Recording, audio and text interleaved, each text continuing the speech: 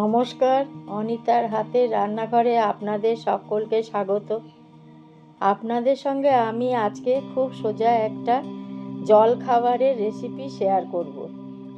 আমরা বানাবো আজকে চিড়ের পোলাও।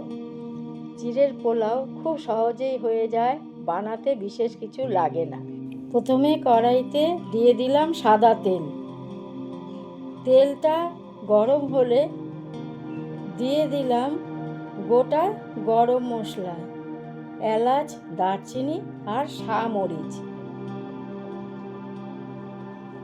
এটা করতে লাগছে আমার গাজর, ক্যাপসিকাম কুচানো, আদা কুচানো আর কাঁচা লঙ্কা কুচানো।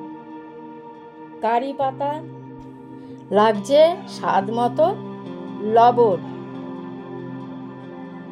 আর লাগছে ভালো করে ধুয়ে জল ঝরিয়ে নেওয়া 500 গ্রাম মতো চিড়ে ও কিছুটা চিনেবাদাম।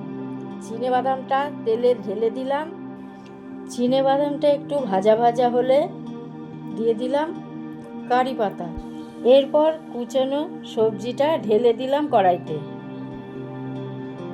এবার দিয়ে দিলাম স্বাদ মতো লবণ আর একটু হলুদের গুঁড়ো। টা ভাজা ভাজা হলে দিয়ে দিলাম এবার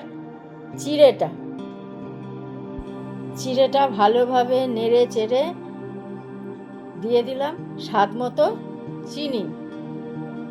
চিনিটা এইবার ভালোভাবে চিড়ের সাথে মিশিয়ে নিয়ে ভালো করে নেড়ে চেড়ে মিশিয়ে নিয়ে এবার দিয়ে দিলাম এবার গরম মশলার গুঁড়ো। এবার এই গরম মশলার গুঁড়ো দিয়ে চিড়েটা ভালো করে নেড়ে চেড়ে নামিয়ে নিলাম। তৈরি হয়ে গেল আমাদের গরম গরম চিড়ের পোলাও।